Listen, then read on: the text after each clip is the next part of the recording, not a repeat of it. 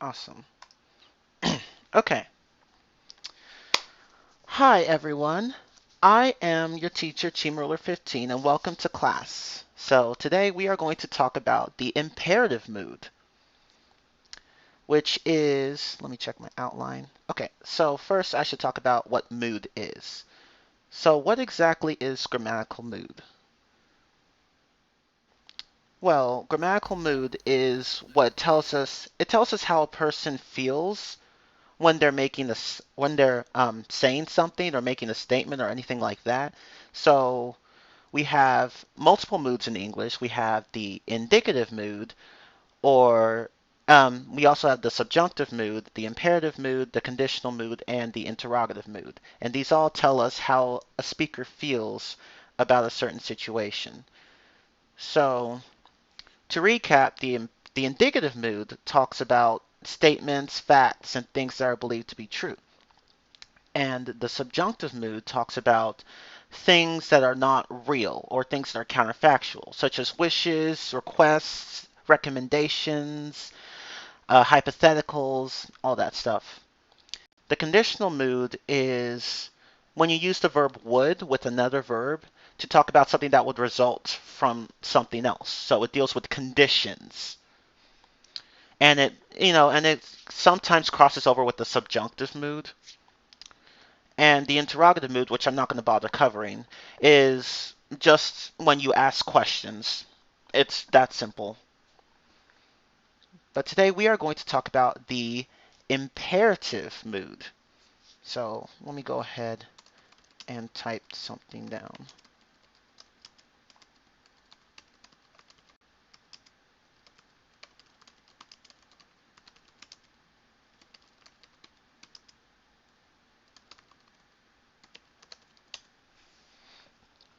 Okay.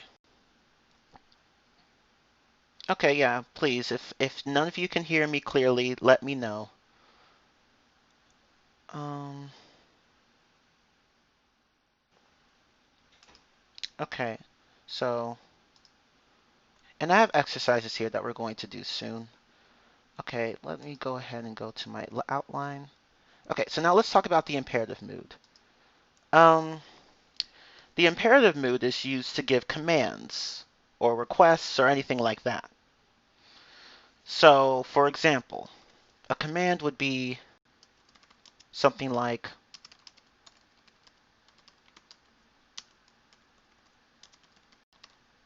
this sentence, work on the assignment. This is a sentence in the imperative mood because it's a command. Okay, so another example would be um, go outside. This would be another command, go outside. So these are examples of sentences in the imperative mood because we're giving commands. Now there are two types of commands in the imperative mood. We have affirmative or positive commands. Let me type it down. And we have negated or negative commands. Those are the two types of commands in the imperative mood. Two types. So let's go ahead and yeah, if you're don't spam join or leave. Just stop doing that. That's distracting to everyone else. Okay. Okay. So what was I going to say? Okay. So before we do that, let's talk about conjugating the verbs in the imperative mood. So in English, we're not really big on verb conjugation, like languages like Spanish or German. We're not really big on that. So for verbs in the imperative mood, all you just have to do is use the bare form of the infinitive. So what's an infinitive? Okay, well, can anyone tell me what an infinitive is? Let me type it in. The infinitive. What exactly is an infinitive?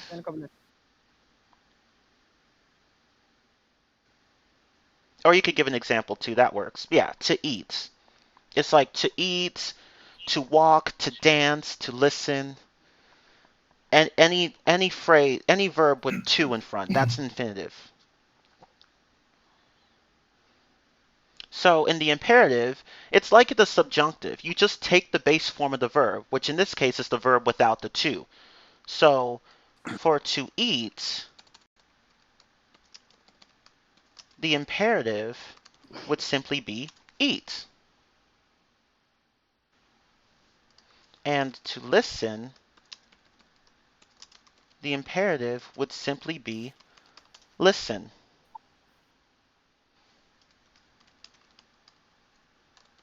What about this one? Can anyone tell me what it would be? To walk. Yeah, exactly, walk. See? English is easy. Walk. It's just walk. What about this one?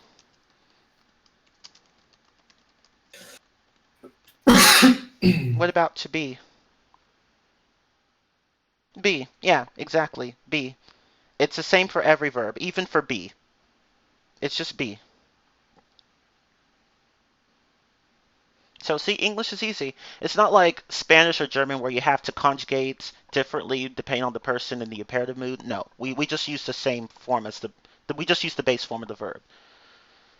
So that makes English really easy in this regard. Okay, and yeah, please mute your mics. Thank you. Most of you are doing that though, so that's good. Um,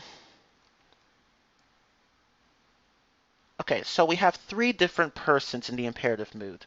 We have you, we, and you all.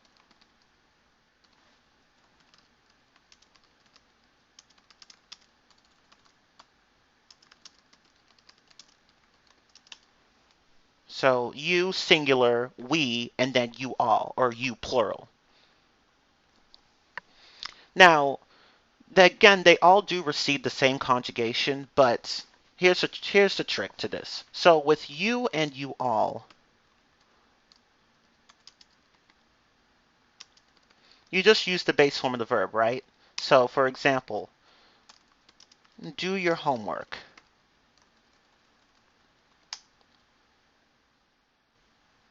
It's just do your homework. We just use the base form of the verb for you and you all. But for we used let's in front of the verb. So we say, let's go to the beach.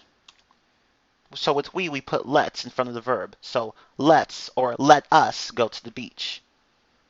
Let's go to the beach. Everyone. Okay. So did someone say something? Yeah. Hello, everyone. Hi. Hello. Did you have a question?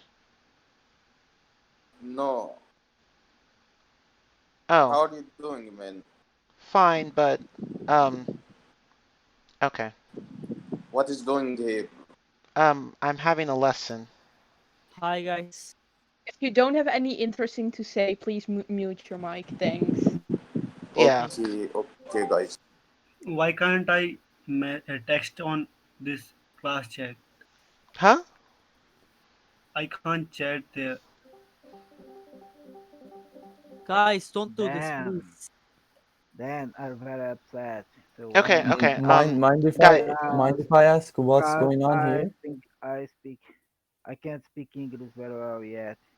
Why I do don't okay, know you wait, what's wait, happening here. wait, What wait. can I do? Okay, There are too many people here. yeah, I'll Yeah, just stop. Okay, stop all are talking. All muted. of you, please stop talking. I'm trying to have a Uh, lesson. Except for the one who so wants, I think someone wanted to ask a question though. Yeah, I can't type anything in the classes chat. Oh, okay. Who? Okay, I could have sworn I put permissions on everyone. Let me make sure. I might not have.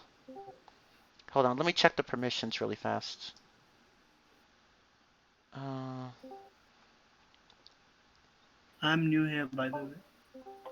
I I'm could have, also Yogesh. I could have sworn.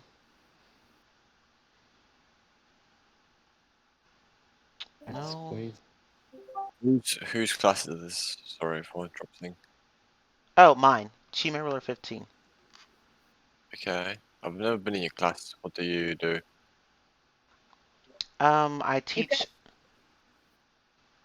I teach advanced grammar topics. Grammar. Uh-huh. Okay. Fair enough. Is I'm it really bad at your grammar though. That's the only issue I've got. I fucked up on my English like speaking test today. Like I really fucking done goofed. I stuttered. I had my tongue tied like 7 times. Yeah, I don't know. I done goofed. Okay, I'm well really don't worry. sad now. That's It okay. was my Well, final exam for my high school, like centralized exams. So oh, okay. I understand.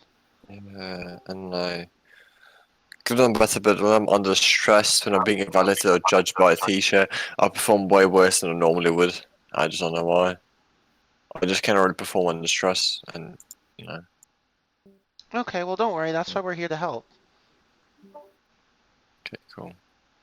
Okay, I'm also well, drunk now because I thought I'm gonna celebrate my fucking insane performance English test and my whatever done that in the evening, but I was like, I failed at both things I wanted to do today, and I still got drunk because I already bought my alcoholic drinks. So yeah. okay. All right. Okay, I'll be Well, quiet now. oh wait, what? Did someone? Hold up. Okay, I don't know why you can't. Like, oh, in the class's chat, you mean? Okay, I see. Let me see. Oh, my bad. Okay, let me fix that. Okay, yeah, you should be able to send messages now. Sorry. Yeah, yeah. Thank you. Uh-huh. Sorry, I Thank forgot. you. Yeah, no problem. Pause my intrusion again, but Harry's being a bit mean in my DMs. He said, Hey, "Shut the fuck up." Is that allowed? Pengy. What? Um, I'd like to give that right back to you. This is English classes, and the teacher speaks, and it's not a place for you to talk to The other fuck do you people. mean? In class, I'm I can sorry? raise my hand and speak. Pod to me. Yeah, but not What do you mean not here? here. Yes. Yes, but what you said, some of what you said doesn't have any relevance to this class. True. True. I agree with the teacher. So Yes. what I recommend to you is that you But I mute don't yourself find right it like now. appropriate for my classmates to uh Let's do it like this. Okay, well, I'm going to go ahead and continue. Yeah. Okay, so, Hello teacher. hi. Okay, so, let's see. What was I doing? Great, now I forgot. Okay, let's see. Oh, right, I was talking about the three persons. You, we, and you all. Okay, so, let's see. No, I think there is a mod here, actually. Or, oh, there was. I don't know. Okay. So, I was talking about the three persons for the imperative mood. You, we, and you all. So, let me just go ahead and say it again. For you and you all, just use the base form of the verb. And for we, just place let's in front of the verb. So, can anyone give an example where you would use we in a command? Like, yeah, like let's use a command with we. So, can anyone think of any examples? Let's finish our homework. Let's read together. Yeah, let's have lunch. Let's just mute our mics. Oh, that's funny. Let's go to the cinema.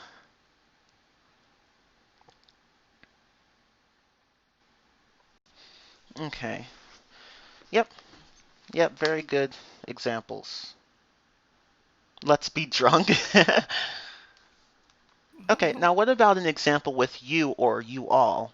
And okay, and before you do that, actually, wait, before you guys start typing examples for you and you all, I should point out that in the imperative mood, you you and you all are implied. We don't use you or you all in the sentence unless we want to emphasize.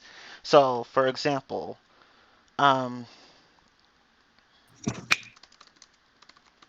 go to the store. Now, this is the I'll call this the unemphasized form, and this would be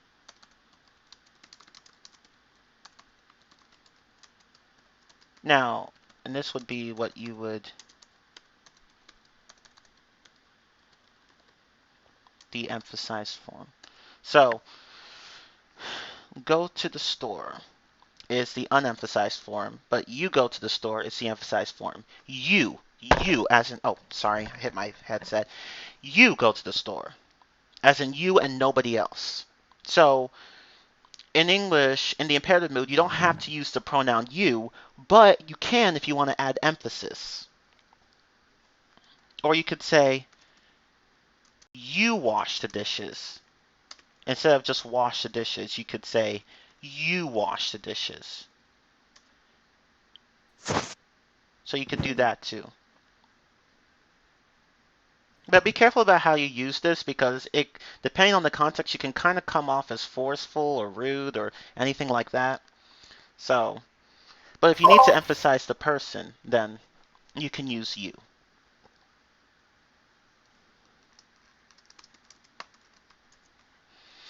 Okay. Thanks, teacher. I'm going for Oh, I'm Dutch, so that doesn't matter. I'm direct anyway. That's funny. Okay. Whose mic is on? Whose mic is on?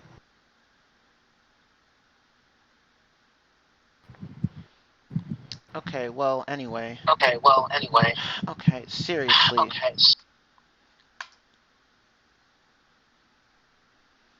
Okay. Thank you, whoever did that. So now let's go ahead and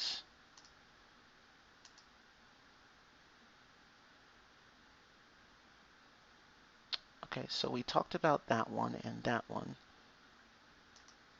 Okay, well, anyway, no, I wouldn't say that's an emphasized form. Okay, but anyway, now you guys can give examples. So give examples of using the command for you and you all. And remember, for both, it's the same it's the same, it's the same thing. So it doesn't matter if it's you or you all, it's the same form. So, can you provide an example with a command that would where the subject is you or you all? But remember, in the imperative mood, you don't use you most of the time. You use it only for emphasis. So you just use the base form of the verb. Yeah, exactly. Clean up. Or if you want to emphasize it, you clean up. So you could say go to your room or shut up. That's another good example. Or watch the movie. Stuff like that. Or mute your mics, or mute him. All of those, yeah. Fix the TV. All of these. Exactly.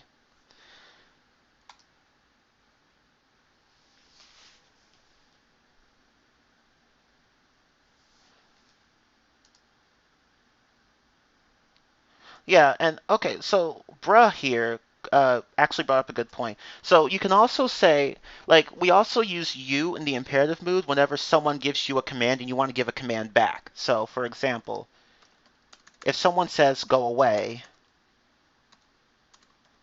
you might Teacher, respond with, sorry. What is lesson topic? it's about the imperative mood. Okay. Yeah, exactly. You're returning the command. So it's like go away versus you go away. So if someone tells you to go away, you might respond with you go away or no, you go away. So yeah. So you could also do it like that. Do you have to use you in your response? Um, I'd say yes if you want to, like if you're responding to another command like the way I did. But I guess you don't always have to, but normally you would. It's hard to say. Is using should? No, we don't use should in the imperative. Should is just something else entirely.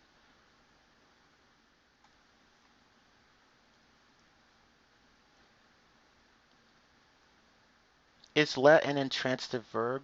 How would you analyze let's go?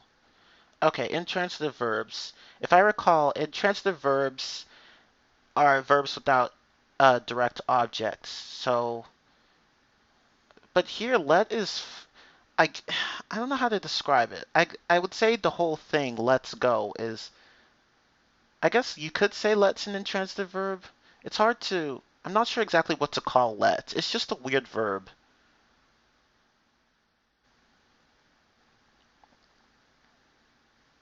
Yeah, you could say you all close the door. Close the doors. Yeah, you could say that. Or you could say you close the door. Like you could put you and then a comma, or you all and then a comma.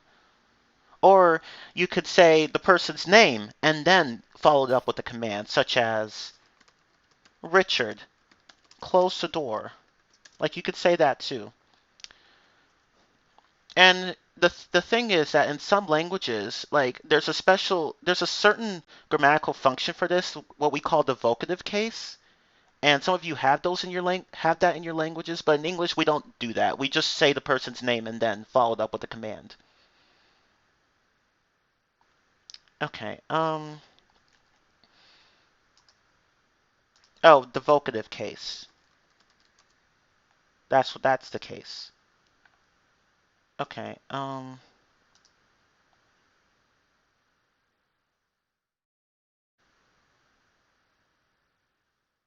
Okay, so we talked about affirmative or positive commands.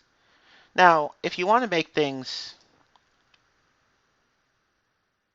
even more interesting, you could actually use do supports with commands. So you could use the verb do to emphasize the command. So instead of saying work on your assignment, you could say do work on your assignment. If you want to emphasize the verb itself. So you could actually do that. It's not common to do this, but it's possible.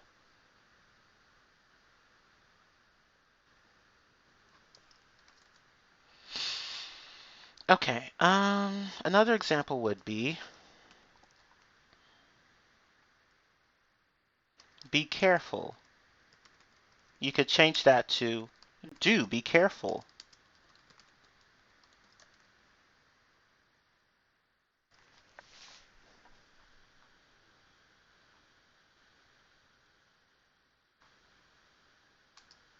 But again, it's not common to use do like that, but you will occasionally hear it. It might make you sound a bit antiquated though, so be careful with how you use it. Okay. Yes, I'm recording the lesson. Okay. All right. So I think I've covered. Oh, antiquated, like old-fashioned. That's what I mean, Turtle. Okay, so we've covered affirmative commands. Before I cover negative commands, does anyone have any questions so far?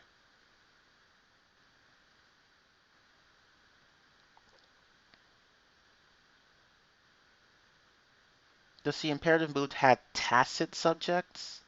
Tacit subjects?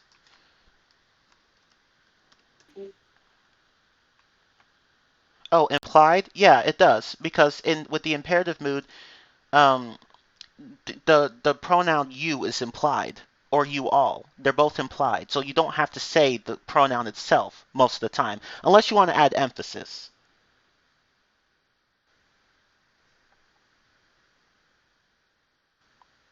So yeah, that's actually a good question.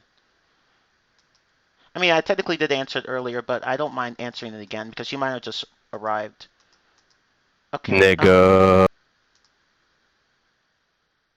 Okay, so let's see. Now let's talk about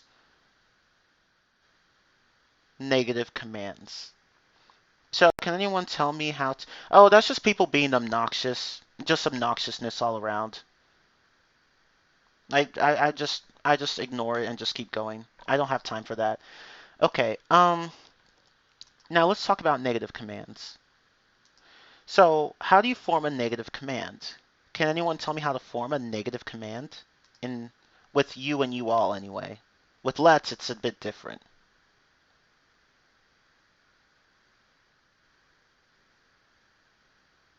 Let's see. Go wash the kitchen, you all. Is the second sentence valid too? Yes, but it's weird. And using you all like that, it's possible, but it just sounds a bit weird. I would just say everyone instead of you all, but I mean, you all is technically fine. In this case, does do give a strong effect? Yes, it does. You emphasize the verb with do. Do be careful.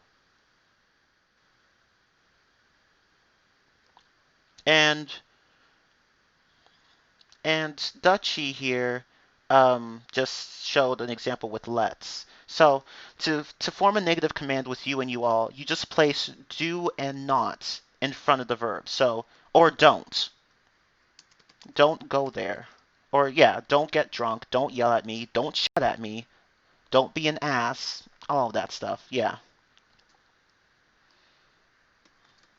And remember, you could say don't go there. Sorry, you could say don't go there, or you could say do not go there for you and you all. And as someone else said, you could say let's not go there for we. So with let's, you would just place a not after let's. You don't do that. Well, you don't do that would be used for, actually, yeah, that would be used for emphasis. So it's not really going to be commonly said. Let's not talk about that. Yeah, that's another example. Yeah, exactly. Using do not is stronger than don't. That's a good question. I mean, good point. So if you want to emphasize that someone shouldn't do something, you would just separate do and not. Well, you could also just use don'ts too, but do not is a bit stronger. Which one is formal? I mean, it depends. The second one, I wouldn't say it's a matter of formality, but just a matter of emphasis. Although, I mean, I guess you could say that not using contractions does tend to make you sound a bit more formal, though. But here, it's more of a matter of emphasis than formality. And yeah, as someone else pointed out, another example is do not enter. Like when you see signs on the highway that say do not enter, that's another one. Do not enter.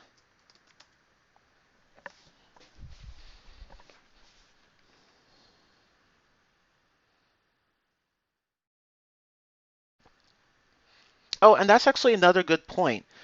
Like, if you want to include this pronoun you in negative commands, as Dutchy pointed out, you could just put you after don't. So, don't you do that instead of don't do that. So you could change don't do that to, if you want to emphasize to you, don't you do that. So you could just put you after don't. Or don't you dare. That's another good one.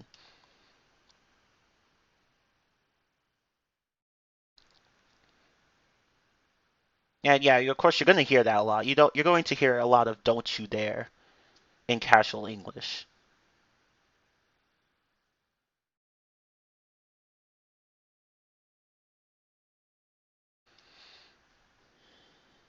Yeah, you can say do not do that. That works too.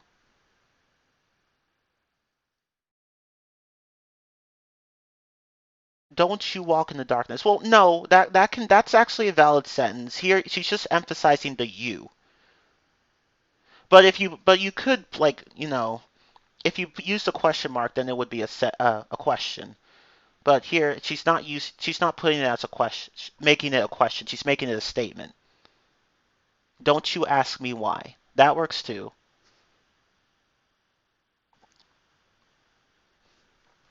So yeah, you have a lot of yeah. So with the negative command, you could be a bit creative in your emphasis, like by separating do. You could separate don't into, like, could break that down into do and not, and you can even add the you too. But we don't put both methods together at the same time. So even though you could say um, do not you go there, it just sounds really weird. Don't do that. It just, you either say do not go there or don't you go there, but not do not you go there. That just sounds really weird. Is it possible to use an imperative as a question? No, I wouldn't say so either. Unless you're asking for clarification on something, like if someone tells you to like fix the faucet or whatever, and you're like, fix the faucet, like that's, but I mean, I guess that's the best way I could explain it. Like that's probably the only time when you could use the imperative like that, but it's just normally no, you can't use imperatives as questions. It's hard to come up with examples where you can, other than the one I just posted.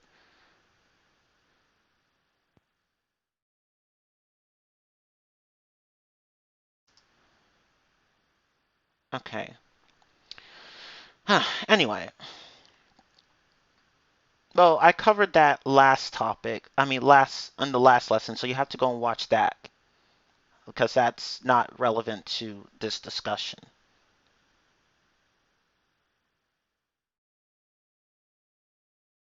Okay, so negative commands. First, do not. Second, don't. Third, you don't. Fourth, don't you dare. Yeah, you could think of it like that. I'll post my channel later. Okay, so let me check my outline. So I talked about possible do support. Okay, so another thing I should point out that you can't now remember with negative commands you cannot, well, here, actually no, that's not wrong. That's not right. So with negative commands, you'll notice that you have to use the verb do. So you have to use do and not. It's possible to form a negative command without using the verb do, but it sounds really archaic. Like for example, speak not. This sounds really archaic. And you wouldn't say it unless you wanted to, use it for literary effect. Normally we use do. So instead of saying speak not, we would say don't speak.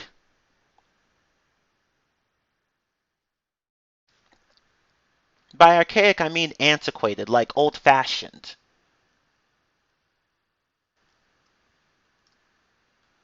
So if someone says something like worry not, this sounds really old-fashioned.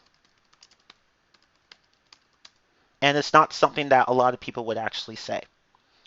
So you would say don't worry instead of worry not.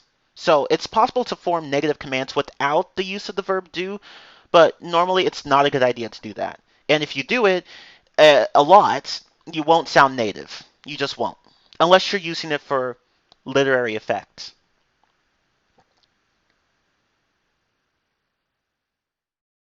So, yeah, that's something that is important to know. Yeah, it sounds weird because it's not something that you're going to hear very much. Okay. And of course, remember, with any command, you can actually insert the word please at the front to make it sound more polite. So, So, can anyone give me an example of a command or affirmative or negative command with the word please? Oh, you never really learned English? Oh, yeah. That's how a lot of people learn their languages. They don't learn grammar lessons. They just, watch a lot of content. That works too. That works too. That's a pretty valid way of learning a language. Please do that. Uh-huh. Please go away. Please don't go there. Please don't lean on the doors. Please be careful. Okay, so it's possible to use the comma after please, but normally people don't put it in there. If you put it in there, you make the sentence sound slightly different. You can put it in there, but you're going when you use please with a comma like that, you're indicating a pause. So saying please be careful and please be careful are different sentences. Although they essentially mean the same thing. It's just one has a pause and the other doesn't. But yeah, these are all valid examples. Please don't disturb me. Please close that goddamn door before I beat your ass. Please don't go outside. Please don't do it again. Please pass the remote. It'll change the meaning. It won't. It's not so much that it'll change the meaning. It just changes how the sentence sounds. So when you say, so please don't go there and please don't go there, they essentially mean the same thing, but they just sound slightly different. If that makes sense. Okay.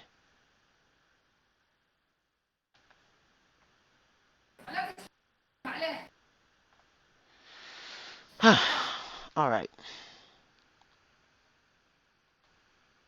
Please pass the remote. Please use please before use. Okay.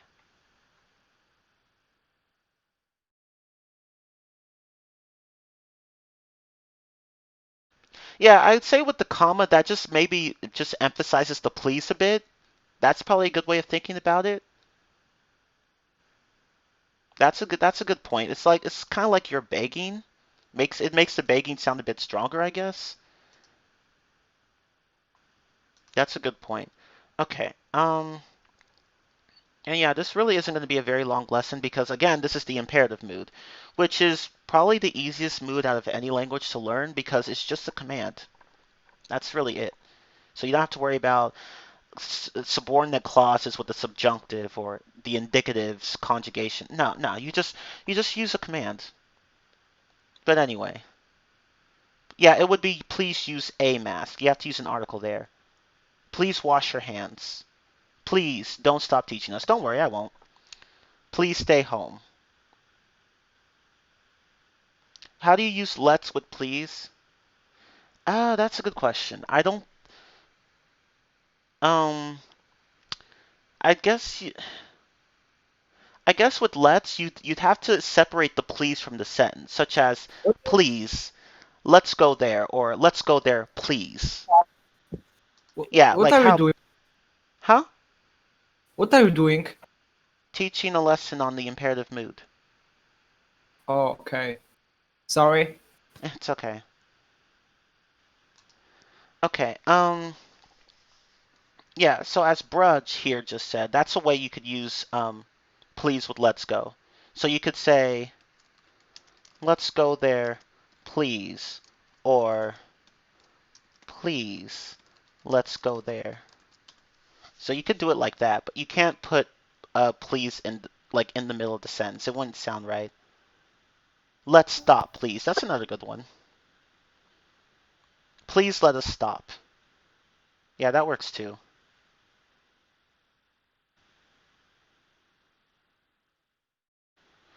Usually, yeah, but like with Dutchy showed a good example where you actually don't have to use the comma there. Please let us stop. I don't know. It's kind of hard to explain it with let's. Which one? I guess you mean to say which one has a bigger emphasis. Um, it doesn't matter. The difference is just syntax.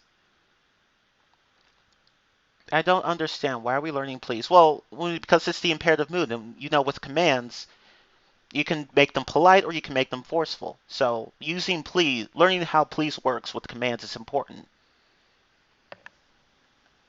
Syntax is just it's just the arrangement of words in the sentence. If you use it, would you sound native? You mean please? Yeah, it depends on the context. Okay, sorry, I thought someone DM'd me for a moment. Okay, so I guess I think it'd be more common to use please with the comma with let's, but there are occasions where you could just take the comma out.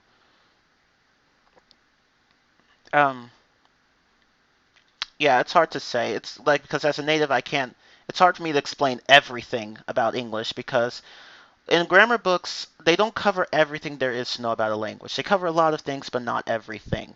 Because a lot of the features of a language are actually really subconscious, so it's hard for people to explain a lot of them. I don't know, that's just how language is. Okay, but anyway.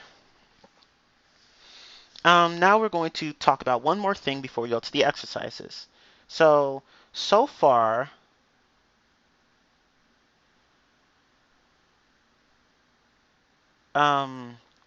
we've talked about the imperative mood, but there are actually two different aspects of the imperative mood. So we talked about the simple aspect, but now let's talk about the continuous aspect.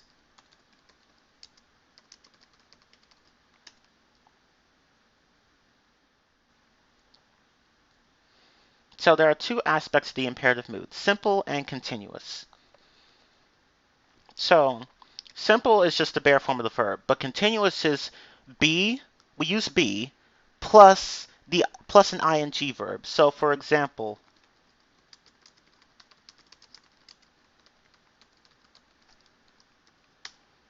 please be working on your assignment. Or for the negative command, don't be doing that.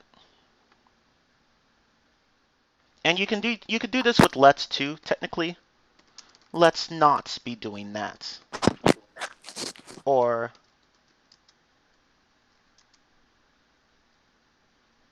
let's be working on the assignment.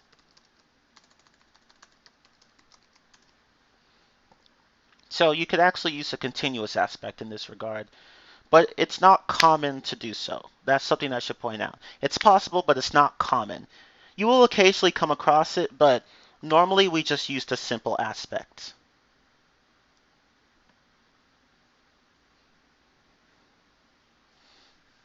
Yeah, all these are continuous because, ing verbs.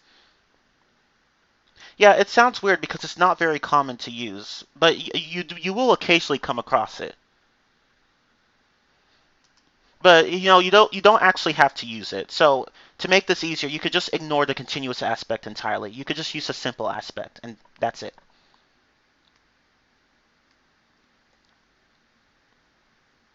So what's the difference between the two? Well, with the continuous aspect, it's just focusing on actions that are ongoing rather than actions that... it's hard to explain the continuous aspect, but the continuous is used for actions that have some sort of duration, like an ongoing action or state even.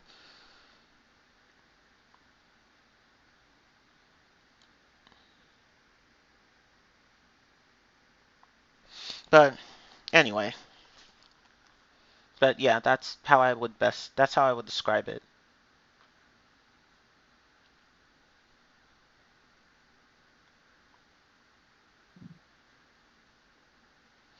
Yeah, again, don't be doing that does sound a bit weird, but I have heard it from natives, so it is possible to use. It's just not common.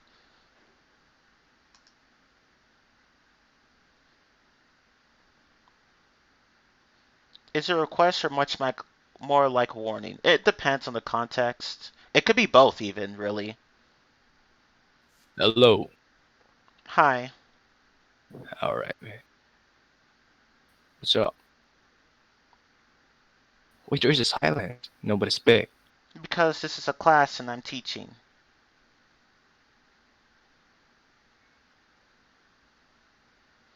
Yeah, guys, seriously, don't it's like unless you have a question to ask or something interesting or important for everyone to know, do not talk. Just do not talk at all. Don't greet me. Don't don't say hi, how are you? Hi everyone. Can you hear me? No, don't do that. Because this is a class and I'm trying to teach. I think they don't know. Well, I posted like I post little rules underneath my announcements so everyone who reads that should know this already.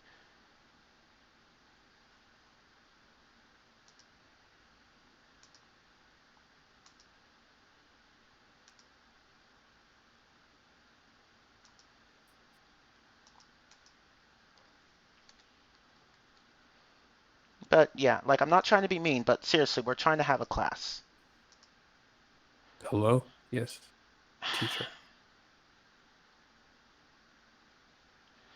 Okay,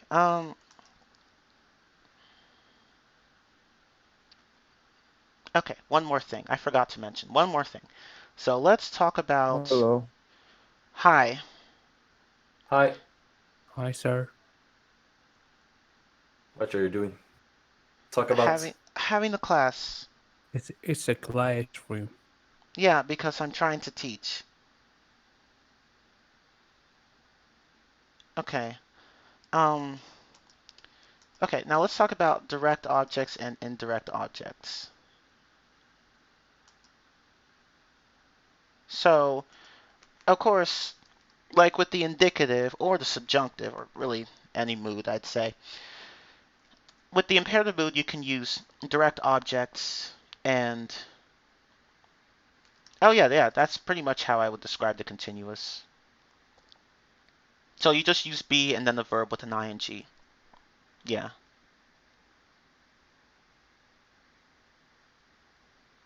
Okay. Yeah, I should probably just stop answering people who come in and greet. I'll start doing that. Okay. So with direct objects and indirect objects, well, actually, okay, yeah. So with the imperative mood, we can have direct objects or indirect objects. So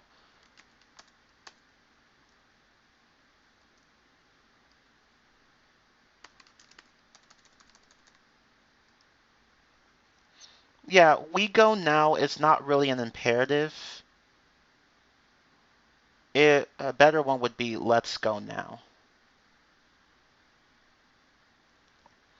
We go now is indicative rather than imperative.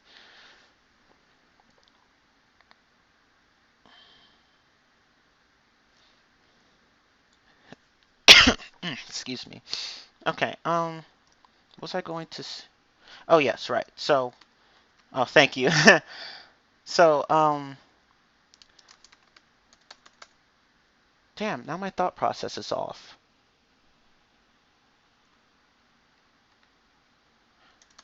What was I going to say? Oh, right. Okay, direct objects and indirect objects. So, yeah, maybe you are upgrading yourself to advanced. Who knows?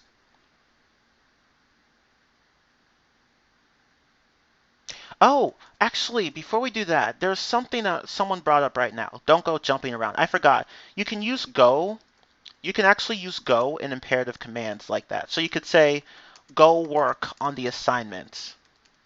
You could use go like that. Go work on the assignment. Or as someone else said, don't go jumping around.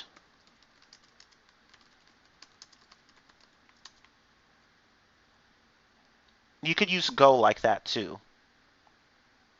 So that's something someone brought up that I forgot to mention. I completely forgot. Don't be plain anymore. Oh yeah, that's a good use of the continuous. That's funny. Okay, so yeah, you could use go like that too. Like just put it in front of the verb. Or in the case of an ing verb, you could just put it before. Um, The put go before the ing verb. But if you're gonna use go with an ing verb, you have to place don't in front. You can't really use it like that in the affirmative for an affirmative command. Sorry, I can't speak today. You can't use go with an ing verb for affirmative commands. It just won't sound right. So only for negative commands.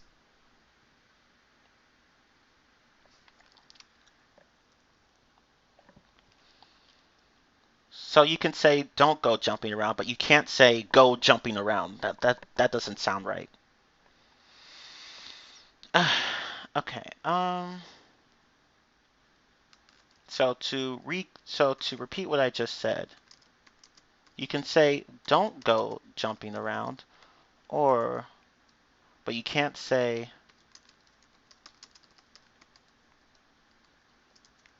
you can use go like that with the ing verb in the negative sense, but not in the affirmative sense. Or yeah, another person brought up a good point. You could even use quit like that. Quit going and jumping around. That works too. You could use quit like that. Quit screaming. Quit being a jerk. You could do it like that too. Continuous doesn't apply to positive sentences. Well, usually. Like you could say be, you can use it with be, but again, it's not common. But with other verbs such as go or quit, you can't really. Well, no, it's hard to explain really. With quit, you could use the ing verb like in an affirmative sense, but with go you can't. Like I don't know why. I don't know how to explain that. You could say quit. You could say quit working on your assignment or don't quit working on your assignment, but you can't say you can say don't go jumping around, but you can't say go jumping around. I don't know why. It's just weird. And you could use start like that too. Like see? Yeah, see? You could use quit, go, start. There are verbs like that that could also be used in front of other verbs. Quit screaming. Start working on your project. Or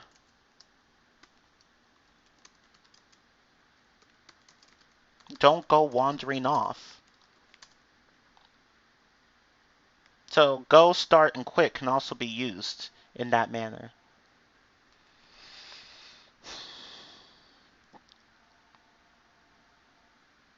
So you guys have actually brought up some really good points.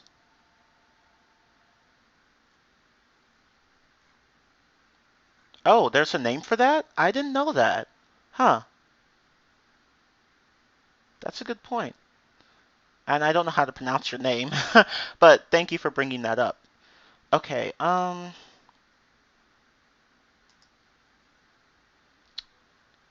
okay, so back to, yeah, exactly. You guys are very smart.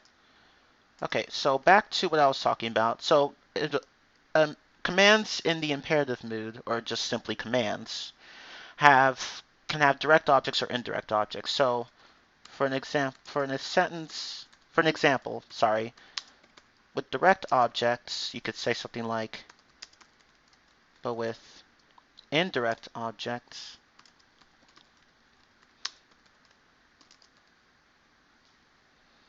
oh, you have a question? Well, go ahead and ask it in the chat. So, commands can have direct or indirect objects. So, direct object would be hit him, and the indirect object would be go to him. So, like that. Or maybe, I don't think, actually, maybe here, I don't think that second one's a good example. Because that him in this case is more of an object of a preposition. Let me see if I can find another example. I don't like that example. Let me think of another example. I'm trying to think of another example.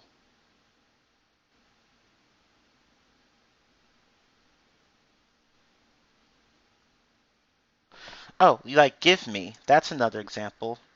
Give me. or give me it, or give it to me. Give me.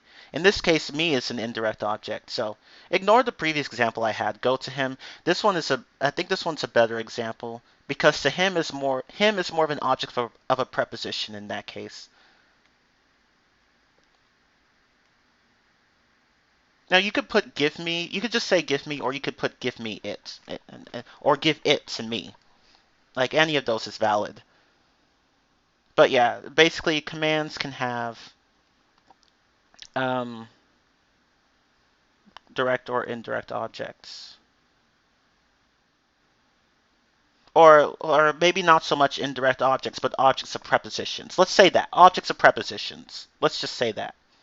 That's a better way of saying it.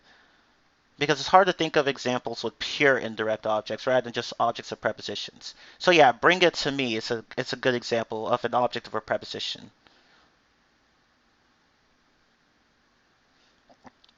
Have I covered indirect or direct objects before, or the intransitive or transitive? I didn't cover transitive or intransitive, but I covered direct and indirect objects. I covered those in the previous lesson. I didn't cover intransitive or transitive, but really it's a very similar concept. Transitive verbs take direct objects, intransitive verbs don't. It's as simple as that.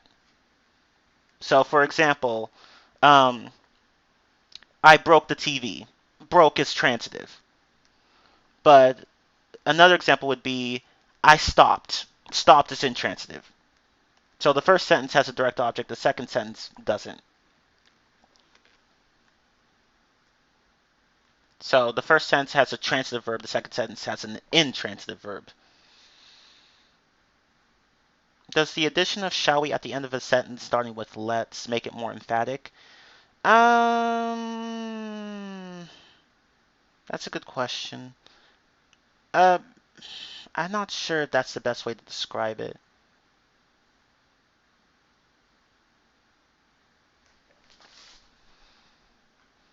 If you're going to watch movies, you should watch them. Okay, well, first of all, if you're going to do a lot of listening, make sure it's something that you can actually understand for the most part. Because if you just jump right into like a news report, you're not going to learn anything. You're just not. You may think that you're learning stuff, but you're not. When you like to really improve your comprehension, you need to make sure that whatever you're reading or listening to, whatever applies, has like at least 95 to 98% of the words you already know. And I say this because that lets you learn new vocabulary words while at the same time focusing on the grammar. Because if you just read a text with like 50% of known words, you're going to spend half the time looking up what you want to know, and that's going to get in the way of your comprehension.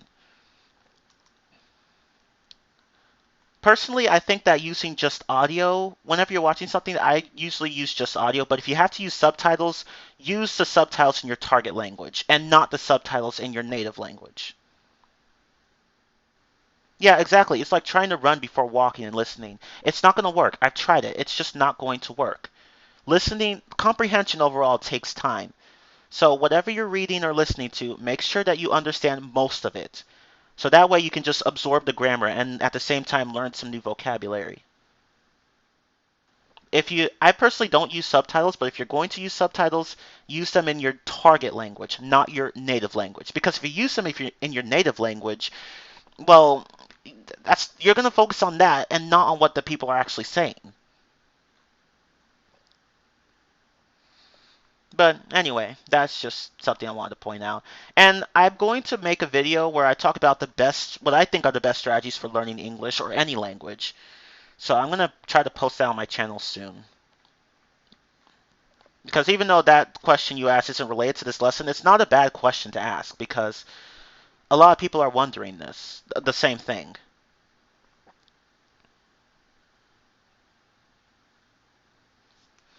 And yeah, another thing that Dutchy brought up, like watch it. It's not enough for the input to be comprehensible. It also has to be compelling too. Because if you watch something that you understand but don't care about, you're probably not going to learn much from it. It has to be something that you're interested in. If it's boring, just drop it and watch something else or read something else. If you're going to read or listen to something, it might as well be something that you enjoy. But anyway, Okay, so now we've talked about everything we could about the imperative mood. Let's go ahead and do some exercises. How good are we on time? Okay, 1 hour. Okay, we can do we can do this. I have a few exercises here, but let me go ahead and delete some of them because uh, some of these require additional context that some of you may not understand. So I'm gonna delete that one and delete that one. Okay, we'll keep that one. Okay, I don't need that one. Okay, cool. So this one I'll keep. I'll keep that one. So this one, this one, this one, and this one. Okay, so we have 4 exercises here. Oh, you're gonna kill the mosquito? Good, good. Yeah, kill it. You don't want that thing around.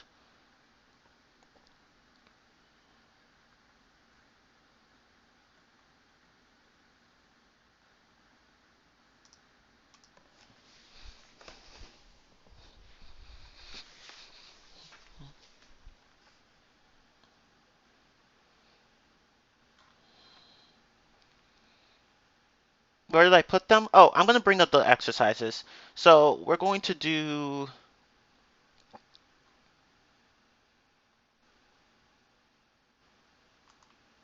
Hold up. Let me bring up the. I have the exercises here. I just need to like get the links to you guys. Excuse me. What the heck?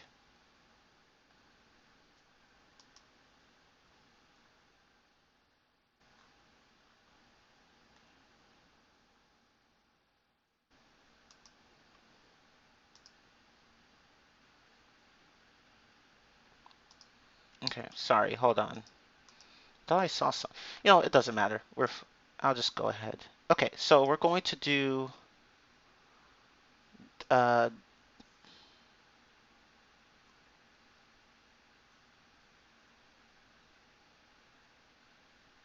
oh, one more thing I should point out with the imperative mood.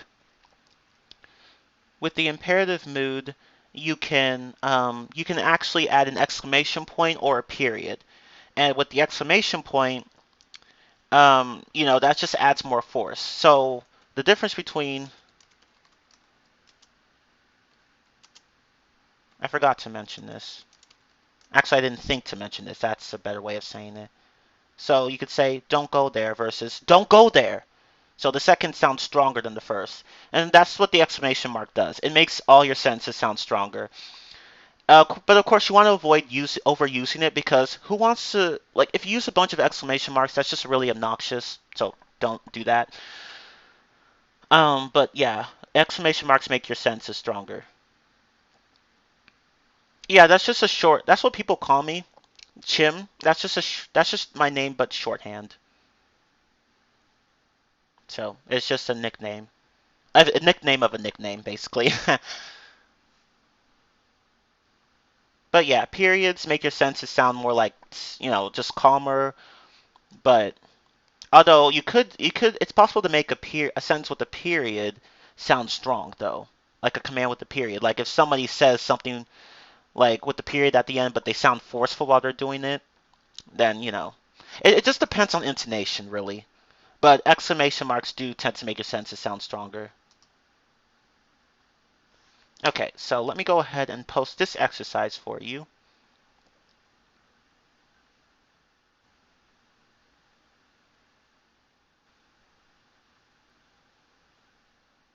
Okay, let me post this first exercise. Okay, so go to that link that I just posted. Let me check. Okay, I'm still recording. Good. And of course, the recorded lecture will be available on my YouTube channel. Don't worry. Okay, so let me know when you guys are ready to start the lesson, the exercise. Don't say the answers yet. Just let me know when you're ready.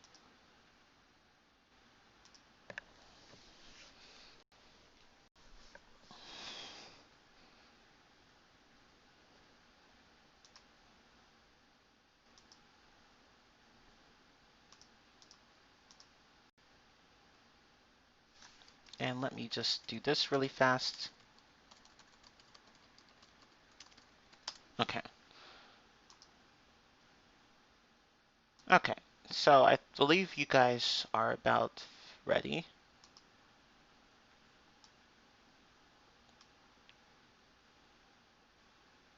For some reason, that first question, let's skip that first question. I mean, I'm sure some of you already know the answer, but let's just skip that first question. Okay, so now let's go to question number 2. Oh, you're going to go? Aw. All right, well, see you later. At least you saw you got to see most of the lesson. Now we're just doing the exercises. I'll post a link to my channel later. Just wait until the lesson is over, then I'll post it. Okay, so let's go ahead and get started with the exercise. So let's skip question number 1 and go to question number 2. Well, actually, no, let's go ahead and answer question number 1. Because try to remember what I said about grammatical mood. So, question number 1 is true or false. Mood is the form a verb takes to show how it is to be regarded. So what would that one be, true or false?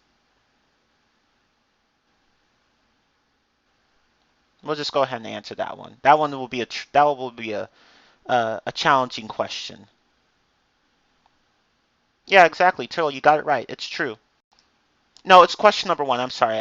I said to skip question number 1, but I wanted to go back to it. But if you don't know the answer to question number 1, it's okay. Okay. So, now let's go ahead and do question number 2. Okay, question number 2.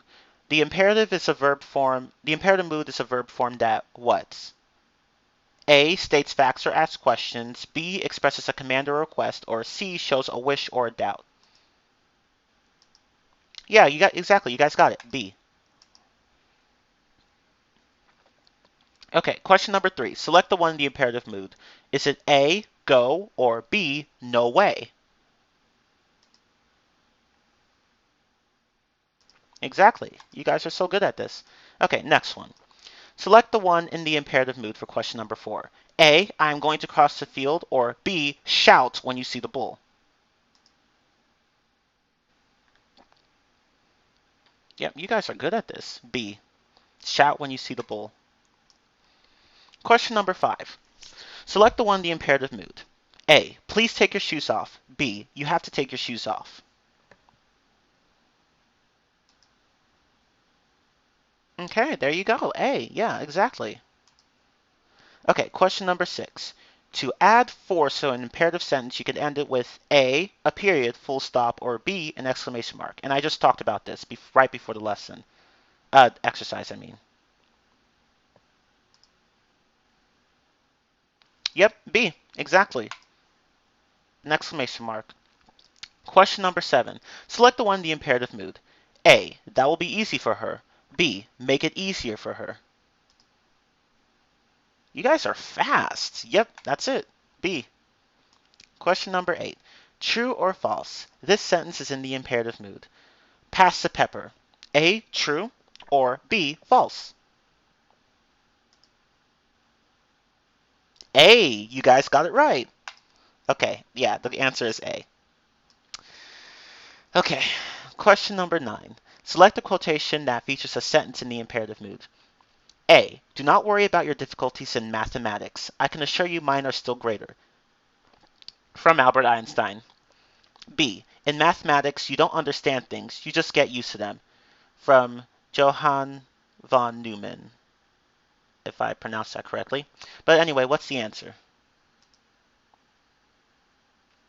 Yeah, A, exactly. You guys got it. A quotation is just something that someone said. Like when you quote somebody, you're repeating what they said. So if somebody says something like, trying to think of a famous quote. Um, like something like, if it ain't broke, don't fix it.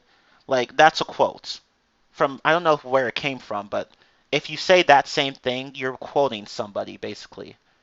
And then, with the quote, you follow up with the name of whoever said it. So in this case, it would be Albert Einstein. But I don't even know if you said this, to be honest. This is the first time I've seen this quote. To be or not to be. Yeah, from William Shakespeare. That's a quote.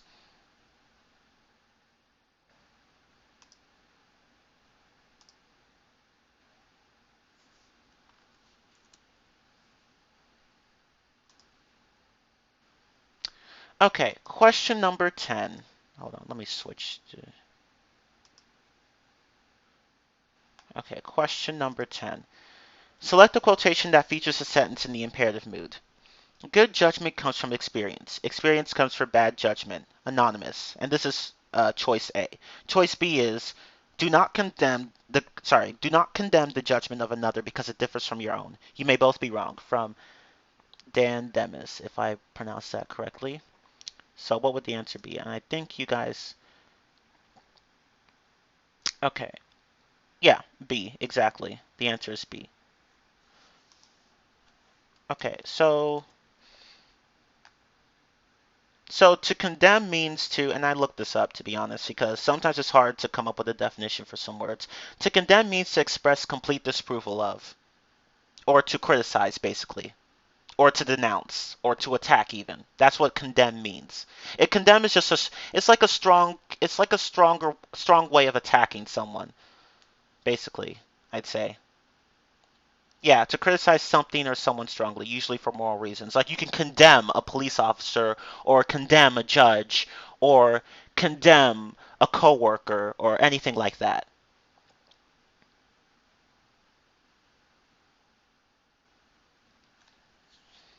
What mood is the form of verb mood is the form a verb takes to show how it is to be regarded. Well, remember what I said earlier? I said, and you probably didn't hear this, but I'll say it again. Mood is reflects how a speaker feels about a situation. If it's an imperative mood, the speaker wants to give a command. If it's a subjunctive mood, the speaker wants to express a doubt, a wish, a recommendation, anything like that. If it's indicative, the speaker is just giving facts or statement or things believed to be true. That's what mood is. It tells you how the speaker feels about a situation. So in this case, mood is the form a verb takes to show how it is to be regarded. So it reflects the speaker's attitude in the sentence. So it could be a question, a statement, a command, a wish, anything like that. So that's what mood is in this case. So mood just shows you how the verb is to be regarded. Is it to be regarded as a command or a question, or it's that basically. I could have explained that a bit better, but that's why I wanted to skip question number 1, but I decided to attempt it anyway to see who would be able to actually answer it. Yeah, I'm recording it, so don't worry.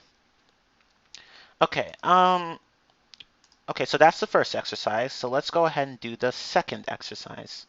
So I will, actually, let me not close out this. I'll need this link later. Okay, so I'm going to do this one, and you have to choose what verb makes the most sense out of all of these.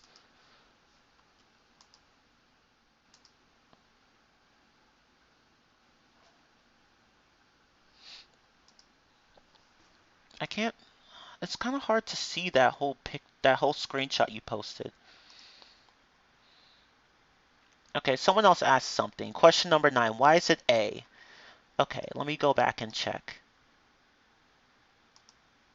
It's A because in A, the first sentence is a command. Do not worry about your difficulties in mathematics. In B, the first sentence is not a command, it's a statement. In mathematics, you don't understand things. It's not a command here, it's a statement. Because you is not an implied sentence, it's, an implied subject. You is an explicit subject. So this makes that sentence a statement and not a command. Because remember, in the imperative, you can use the pronoun you, but only for emphasis. But in statements, you have to use the pronoun, because English doesn't drop pronouns. If that makes sense. Yeah. Okay, now let's go to the next.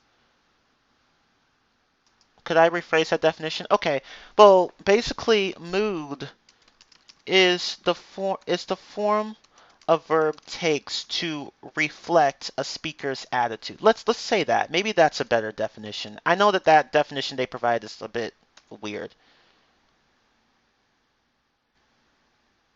How about that? Okay, that's better? Okay, good. Yeah. That's basically what the question is saying. But that's okay. You guys weren't required to answer it. I just wanted to see who could actually answer it. Okay. Someone, I'm not going to worry about that right now. Okay. Let's go ahead and do the next exercise. How are we on time? Okay. 1 hour 15 minutes. Cool. Let me copy this and paste this here.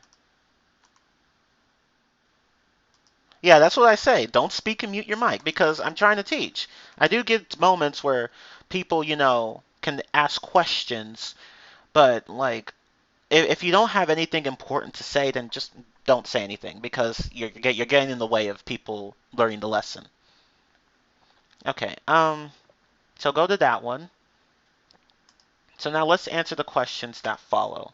And you for the first 5 questions, you all have like the same set of choices, but you have to choose which choice best fits the sentence.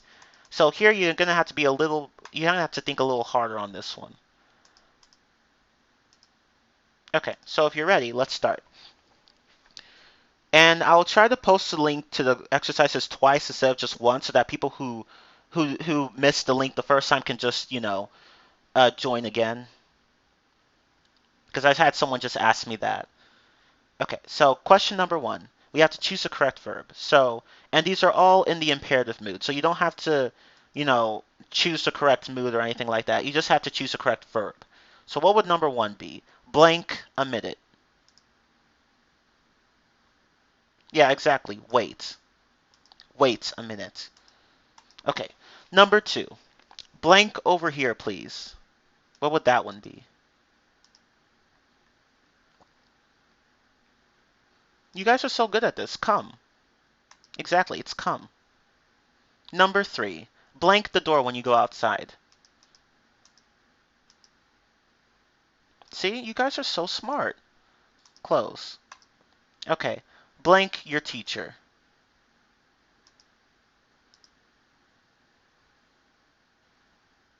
Yep, you guys got it. Ask.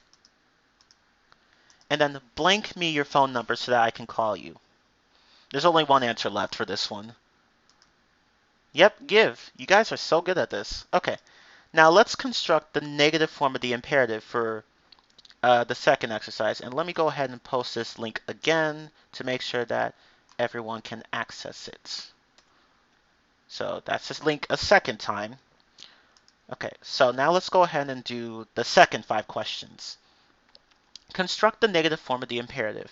So what would the first one be? Blank so hard. And the verb here is work. So how do you make that negative? Don't work. Yeah, or do not work. Either one. So yeah, that's correct.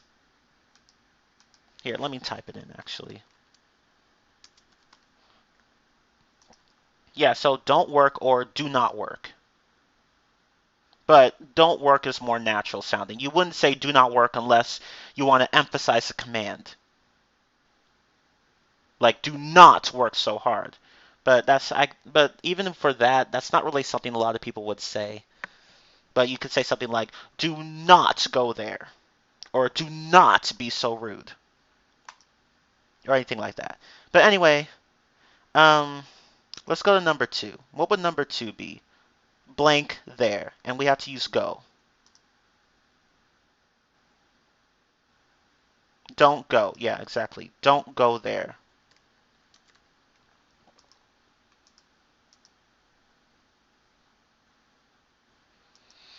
And what about number 3?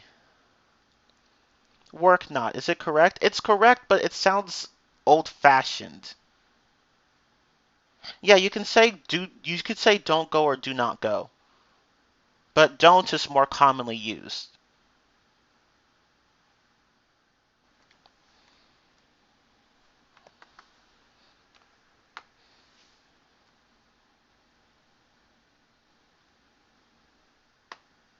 So what would number 3 be? Blank, so rude. And the verb is be. I don't know if I already read that. Don't be rude. Yeah, don't be. Exactly. Don't be rude. Don't be so rude, actually. Okay.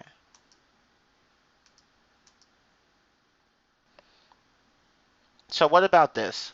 Blank, to tidy up your room. And the verb here is forget. This is number 4. What would that one be? Yeah, don't forget.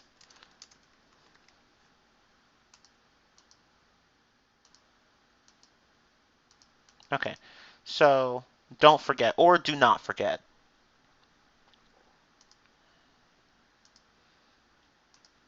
Okay.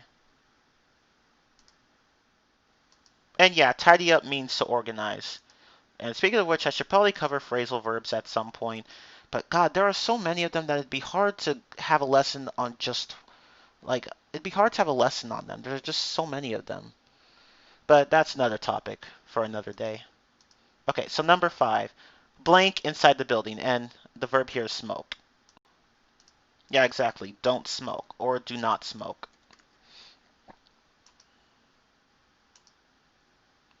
Yeah, and as you can see, you could use don't or do not. But don't is more common than do not. Again, do not is used only for emphasis. So don't smoke inside the building sounds a little bit different from do not smoke inside the building. Yep, you got everything right. Good job. Okay. So now let's go ahead and do the third exercise. And I don't care about that. Just something telling me about cookies on this website. Okay. So in this one, you're going to form negative commands.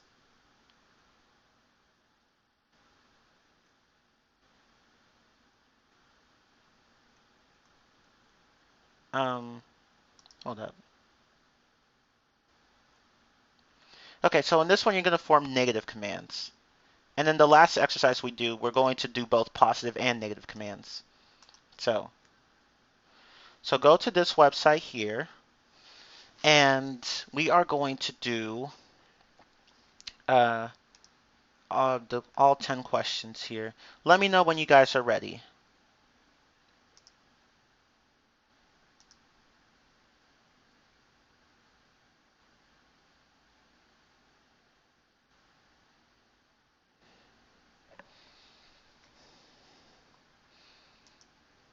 Okay, ready? Awesome.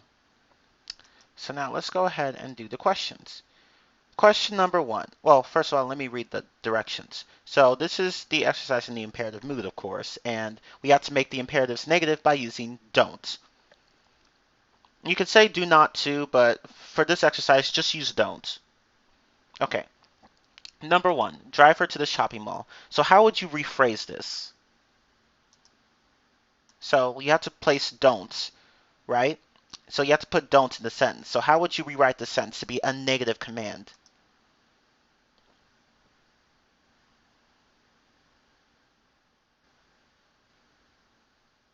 Yeah, exactly. Good. Yeah, you could type the whole thing or just put the part that they want to hear. Like just like don't drive her dot dot dot or whatever. It doesn't matter. I mean, they want you to type the whole thing here, but I don't care about that. Okay, so yeah, in this case it would be don't drive her to the shopping mall. Okay, so number 2. What would that be? Stop at the next gas station. How do you make that a negative command?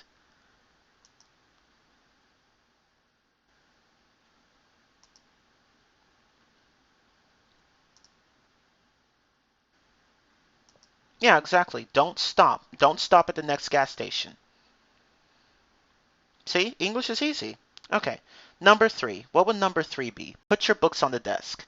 How can you make that negative? Yeah, that's pretty much what it is. Like, it's easy. Like, just place don't at the beginning of in front of the verb. That's all you have to do. But, I mean, it makes for good practice anyway, so that you can get used to making negative commands in English. Yeah, don't put your books on the desk. Okay. So what would number 4 be? Water the plants.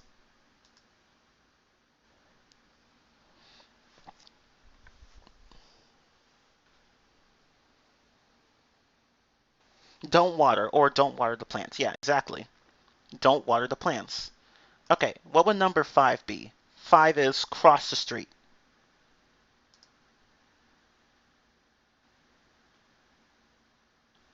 I should probably wait a little longer before zipping through these examples. But anyway.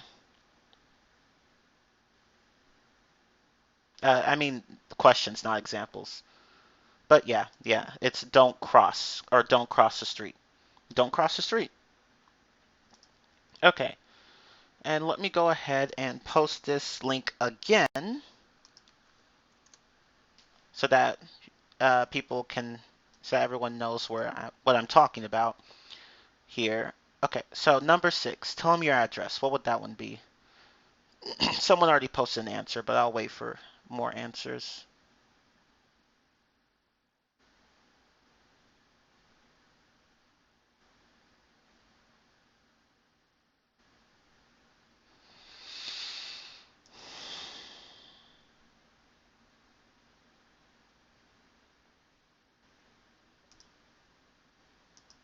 Don't tell them the answer. Wait, what? Don't tell them your address. Or it really should be don't tell them your, yeah, don't tell them your address.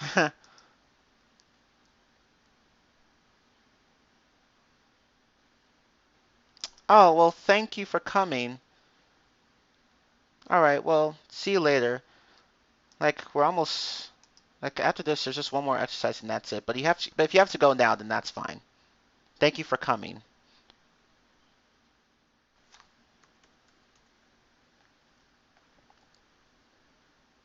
Yeah, it's possible to say that too, but don't is more common.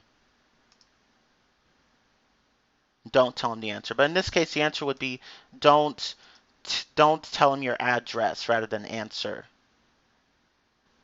Okay, so let's go to number 7. Take an umbrella with you. What would the negative form of that be?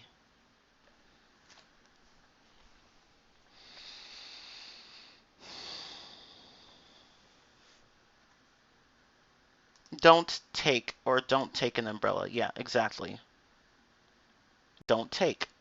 Okay. Don't take an umbrella with you. Are both possible? Pass the salt. Pass me the salt. Yeah, both are possible. You could say either one. That's perfectly fine. I guess the only difference is that the second one emphasizes that you want someone to pass you the salt. But really, semantically, there's almost no difference. Okay, so what would number 8 be? Close the door. So how do you make that a negative command?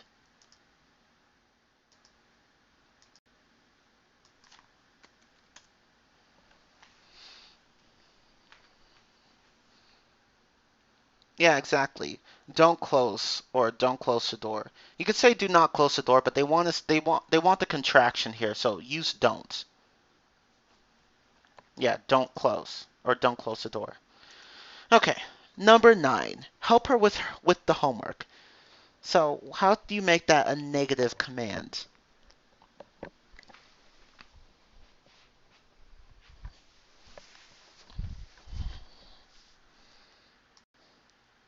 Don't help her or don't help or yeah, don't help her with the homework is the full answer, but yeah, those are also acceptable answers. Okay, last one for this exercise. Number 10. Tell them what happened yesterday. How do you make that negative?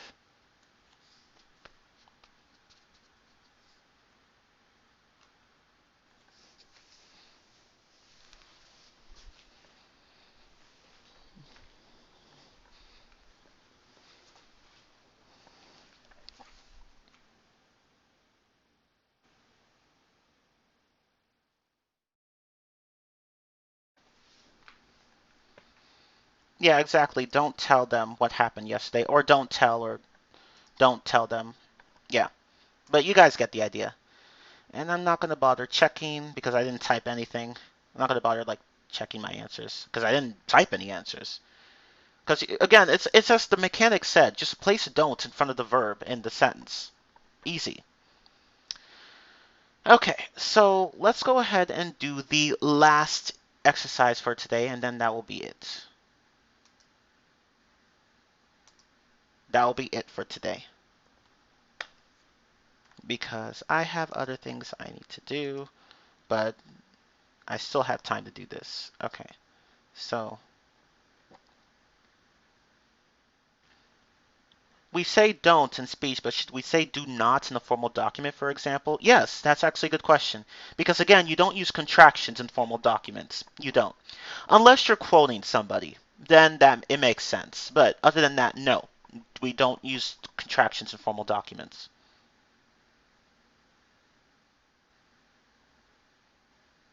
Okay, yeah, sure. We can talk about it. We can talk about it, what you need to talk about later. Alexicram, if I pronounce that correctly. Okay, so, or just Alex, I guess, for short. Okay, so let me go ahead and put the last exercise right here.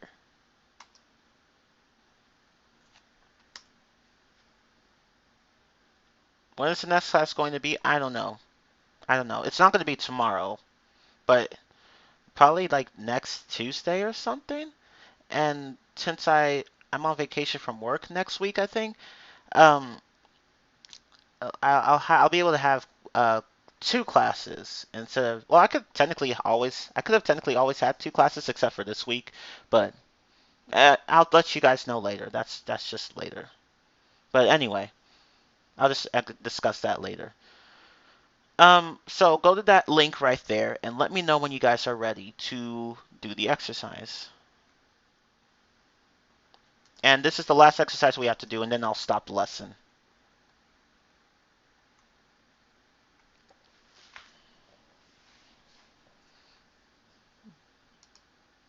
Okay, ready? Awesome. Okay, so we have to, okay, so here you have a mix of affirmative and negative commands. So if they want affirmative command, they'll just list the infinitive, such as to work or to dance or anything like that. But for the negative form, they'll say not and then to watch, or not and then to talk. Like they'll tell you which one you want. So according to this, there are 5 affirmative commands and 5 negative commands. So it should be clear on what to do. So if you see a not, use a negative command. If you don't see a not, use an affirmative command. Okay, so question number 1. Blank upstairs, and the verb is to go. So what would number 1 be? Or you could type out the whole sentence, or you could just type out the verb. I don't care which. But yeah, in this case, it's go upstairs, or simply go. Okay.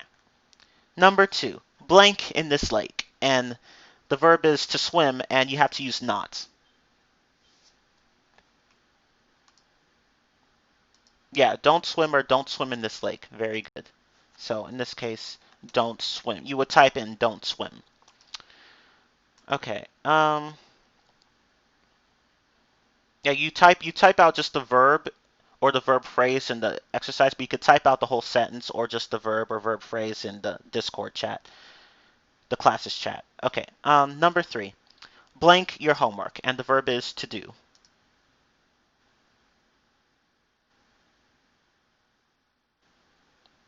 Yeah, exactly. Do, or do your homework. Okay. Number 4.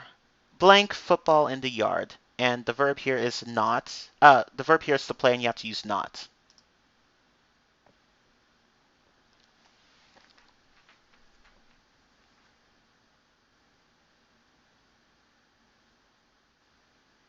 Yeah, exactly. Don't play, or don't play football in the yard. So I'll type in don't play. Okay.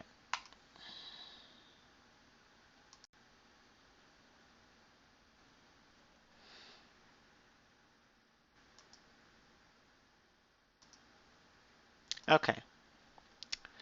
Number 5. Blank your teeth. So we have to use the verb to brush.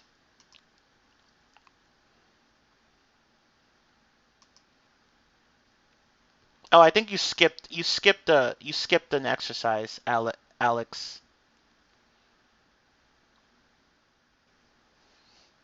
But I mean, you got the answer right though. But yeah, in this case, for number 5, the answer is just brush or brush your teeth.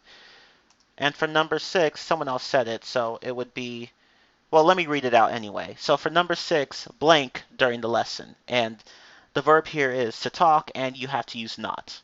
So in this case, it would be, as Alex said, don't talk during the lesson. Okay, number 7, blank the animals in the zoo. So we have to use to feed with the adverb not. Oh, it's okay, Alex. Don't worry about it. It's not a big deal.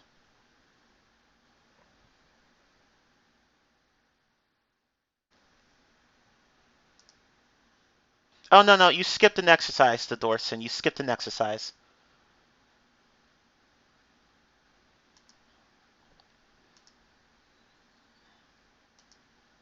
Oh, it's okay. It's okay, guys. Don't worry about it. But yeah, as someone else said, for number 7, the answer would be don't feed, or don't feed the animals in the zoo.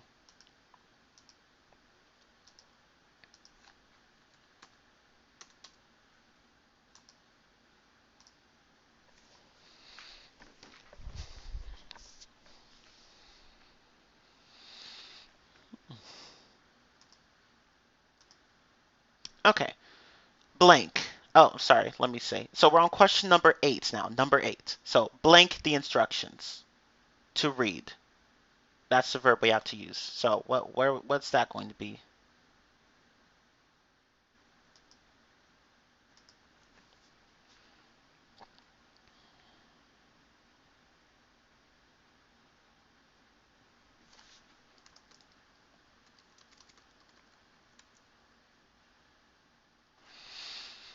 Okay, so as someone else said, yeah, it would just be read, or read the instructions. So read. Okay. Number 9. Um, okay, so number 9. We're on question number 9 now. Blank late for school. So we have to use to be, and we have to negate the verb. So we have to use a not. Don't be. Or don't be late for school. Exactly. Okay, last question. Question number 10. Blank your mobiles. And here we have to use to switch off. So what would that be?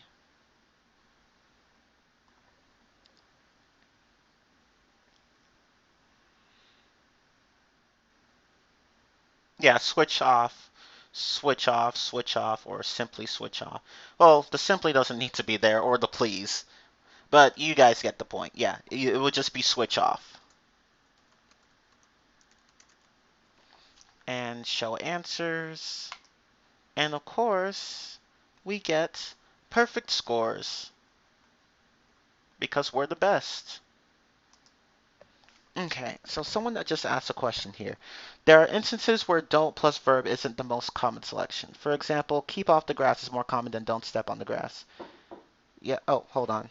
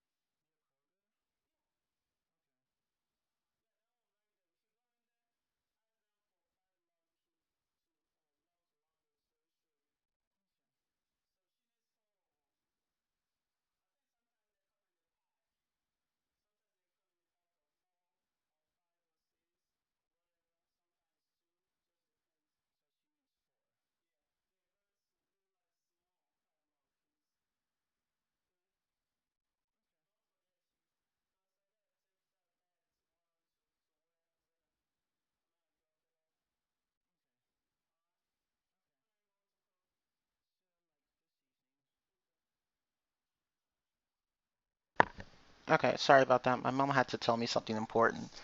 Okay, so I think I covered.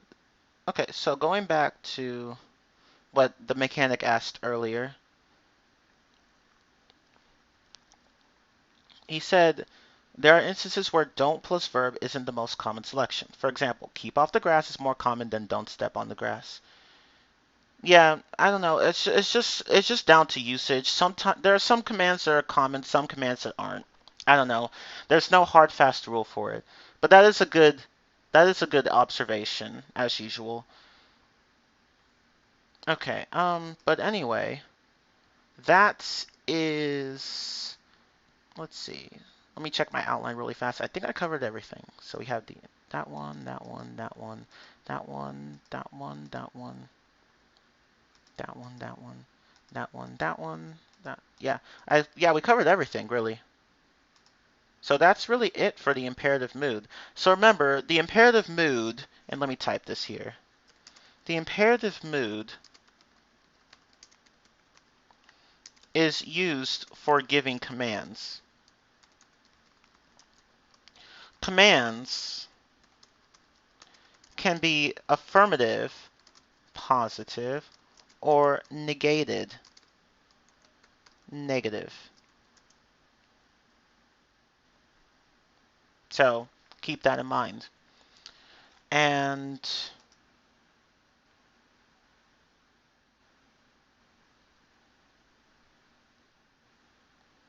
is that it? Oh, and remember that there are two aspects to the imperative mood. Oops. Simple and continuous. The simple form is more common, much more common, than the continuous form. But both are possible. I think that's all I can say. Oh, and of course, commands can have direct or indirect objects. I know someone really wants to type something. Just hold on. And you can prepend words like please or kindly to commands. So prepend in this case means to attach something at the beginning. So you could put please or kindly in front of commands to make them more polite.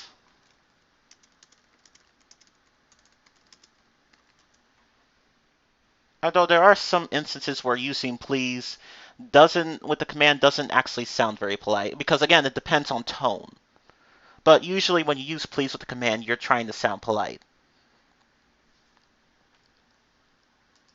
And I think that's all I can say here. Okay, so the mechanic, you want to type something? But yeah, other than that, that's really all I can say about the imperative mood. So it's really not hard to use in English. You don't have to worry about verb conjugation like in, say, Spanish or German, or even in English's indicative mood. It's a simple mood to use. Just use the base form of the verb. So let me type that. Use the base form of the verb for affirmative commands. For negative commands, place don't in front of the verb.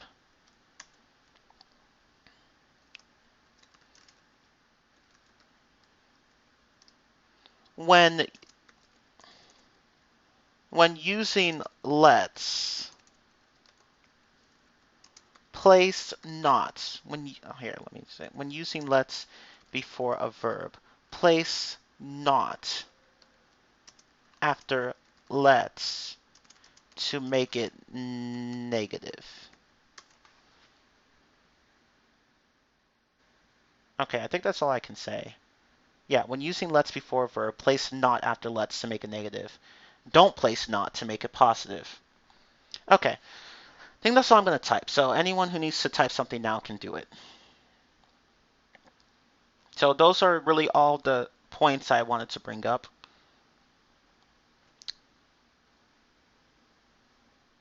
Isn't kindly used by Indian and Chinese speakers when making a request? I don't really know the answer to that though. I know those Indians and Chinese speakers, they have a peculiar way of speaking English, but not all of them, but a lot of them. I don't know. I don't know how they. I don't know about the whole kindly thing though, so I'm not sure. But you can technically use kindly before a verb, but it's not common to do so. Normally people would just say please, but kindly can be used, and I've heard natives use it. So it's not common, but it's not something that no native would ever say. There are occasions where they may say it. And as for examples, well, you'd have to watch the lesson because you came pretty late and I already went over these in detail. No, it doesn't strike me as odd. It's not something that I'd hear very often, but it's not something that doesn't sound too weird to me.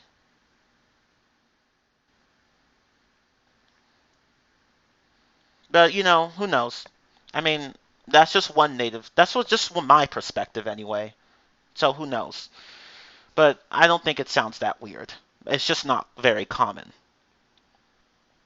But those are all the points I can think of regarding the imperative mood. And of course, I will post a lecture. I record this screen right here. So I will post a lecture later, right after the lesson. I'm usually pretty quick about that. And I think that's it for the imperative mood. So what's the next topic I will cover? Um, that's a good question, actually. I don't know yet, actually. Inversion? Okay, inversion. Oh, that one. Ooh, that's a bit expansive. I could cover it though, because there are multiple types of inversions. You have the inversion with do support. You have the inversion with the subjunctive, the past subjunctive, and what else? Inversion with, and sometimes inversion with adverbs or adverbial phrases even. I'll probably cover that. Okay, well, don't use the go to him example. That's not a good example of an indirect object because to him is more of an object. Him in that case is more of an object of a preposition. But it's a similar concept anyway in this regard. So basically, a direct object is an object that um, experiences the action of an agent. Like, for example, I broke the TV. The TV here is the direct object because it's experiencing the action of breaking. But an indirect object is an object that's not directly affected by an action. So, for example, I gave the man a dog. So a dog would be the direct object because it's experiencing the action of giving, but the man is the indirect object because he is not directly affected by the action of giving. The giving is done to him or for him. It that's really what the difference is.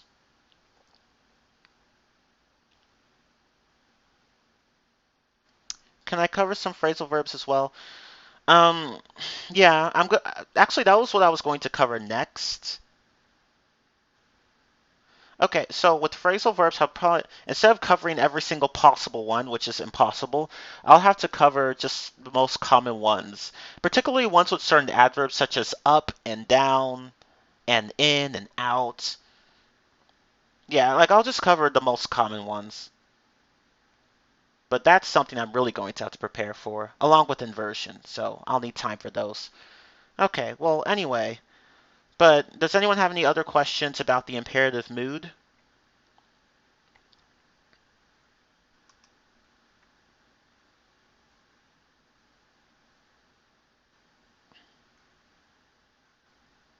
Oh, it's crystal clear? Yeah.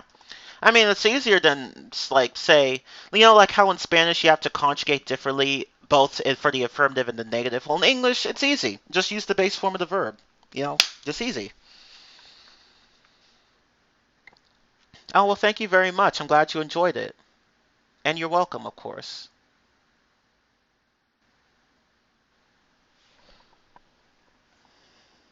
Okay. But if no one has any other questions, I mean, it's a pretty straightforward mood to use. It's the easiest mood in English to learn. It's so easy that honestly, I think even beginners could learn it. It's just so easy. But anyway, yeah. If no one has any other questions, I'll just go ahead and stop recording. Oh, thank you, the mechanic. And of course, it was great to have you here with your excellent observations. And of course, everyone here, most people here who have been good and respectful and have actually brought up good points regarding the imperative mood that I didn't even consider. Thank you all again for your input and for your participation. And I'll go ahead and stop recording this.